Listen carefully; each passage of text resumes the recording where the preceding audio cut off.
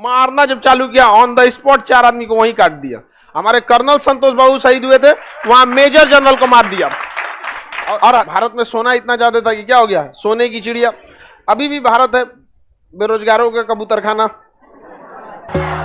भारत में भी देखिएगा बहुत सारे रेजिमेंट है सेना में, जैसे अब इसमें कुछ बहुत खतरनाक है, Naga regiment, Kumaon regiment, Gorkha regiment में तो मत पूछिए।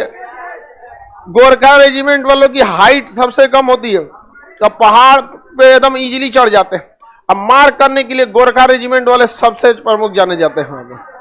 समझ में आए ना, गोरखा जहां जाते हैं सब ना बहुत खतरनाक मारते हैं सब। वहां पर दुश्मन के लाश से मतलब उसके खूनवा अपने उस पर लगाते हैं। अगर तलवार निकाल दिया, खुखरी बोलते हैं। गोरखा जो होते हैं अब के समय, तो उनका जो हथियार होता है ना, उससे क्या कहा जाता है, खुखरी कहता है। इस टाइप का लिए रहते हैं खुखरी।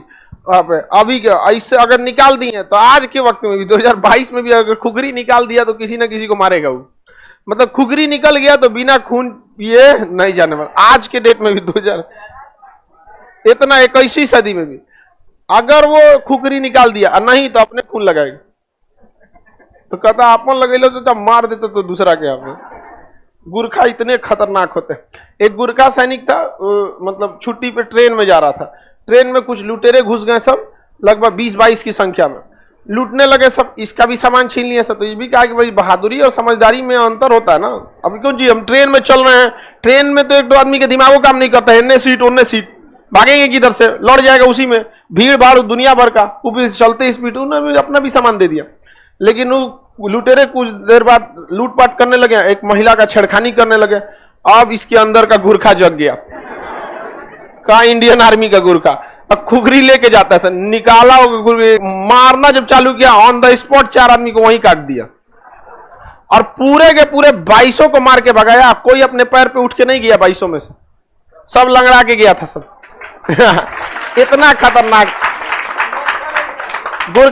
गुरखा बेसिकली हिमालयी क्षेत्र के रहते हैं। नेपाल और बंगाल के क्षेत्र में ये गुरखा ज्यादा पाए जाते हैं। एक बार तो आंदोलन ही हो गया था आज से 6 साल पहले गोरखा लैंड को लेकर। बंगाल और आसाम के एरिया से काट के वो अपनी मांग कर रहे थे, हमको क्या चाहिए, गोरखा लैंड। समझ में आया कि नहीं? बहुत खतरनाक भारत के सैनिक। भारत का हर रेजिमेंट की अलग अलग कहानी है। जैसे बिहार रेजिमेंट है, बाढ़ के समय में दे दीजिए, दोह के मार देगा उनको।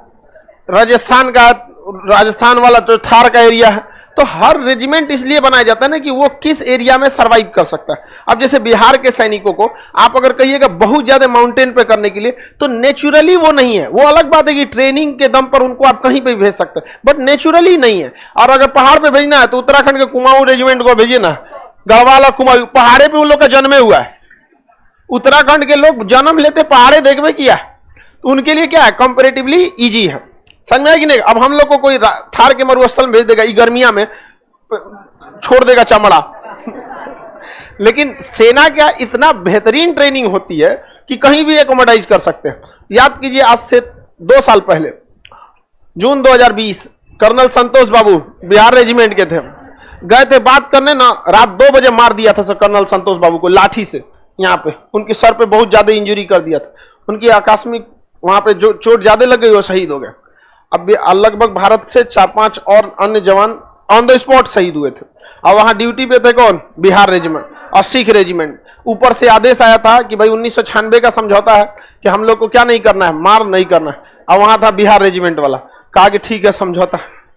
मारा रतिया 2 बजे घुस के चाइना वाले को 40 को मार के गिरा दिया। वहां पर हमारे कर्नल संतोष बाबू शहीद हुए थे, वहां मेजर जनरल को मार दिया। और हालत ये हो गया मेजर जनरल को मारने के बाद कि वहां बिहार रेजिमेंट डटी रही, वहां सिख रेजिमेंट डटी रही, और वहां चाइना की ओर से 9 बार ट्रांसफर हुआ। जो आता था उसका तबीयत खराब हो जाता था, चल जाता। तबीयत नहीं खराब होता था, डर के पेट खराब हो जाता था। समझ में आ गया कि नहीं आ गया? मारा घुस के रतिया 2 बजे मारा। हम लोग पूछे, लोग यहाँ पे ऊपर से आदेश आया दिल्ली से, समझौता है। हम थोड़े समझौता किए हैं, समझौता आप लोग किए हैं। यहाँ पर हमने कर्नल को मारेंगे, समझौता देखेंगे। मारा सब विकेट पे जाली बांध के, तो कटीला तार होता है ना, और कटीला तार से मारिएगा तो कैसे होगा, तो विकेट ले लिया और उस पर बांध दिया कौन, कटीला तार। मारा एक को जनरल, सब जना उधी आ गए। यहाँ पे हम नाम भी बताते सबका, लेकिन ससुरा हमको जीएस याद हो गया, लेकिन चाइनीजों का नाम ना याद होता। चोट्टा सबका नाम ऐसा लगता है जैसे लगता है दवाई का नाम है कौन, जब पागल की तरह रहता है तो। लेकिन मारा सब बहुत जबरदस्त। तो अभी क्या है ना कि भारत में हर रेजिमेंट ने अपना योगदान दिया है, चाहे वो महार रेजिमेंट हो, सिख रेजिमेंट हो, चाहे वो लाइट इन्फेंट्री हो, राजपूताना रेजिमेंट हो, राष्ट्रीय राइफल हो, पैरासूट, हर। तो हम ये नहीं कह सकते कि कौन रेजिमेंट अच्छा है कौन खराब है, सबने अपना अपना काम किया अपने जगह। लेकिन उस समय का सबसे आगे कौन रेजिमेंट हुआ था? भारत का। कौन था? भारत। दशराज के युद्ध में किस कबीले की जीत हुई? भारत। भारत का नाम क्या पड़ गया? भारत। और भारत में सोना इतना ज्यादा था कि क्या हो गया? सोने की चिड़िया। अभी भी भारत है बेरोजगारों का कबूतर खाना। आगे बढ़ जाए, किसी को कोई दिक्कत नहीं।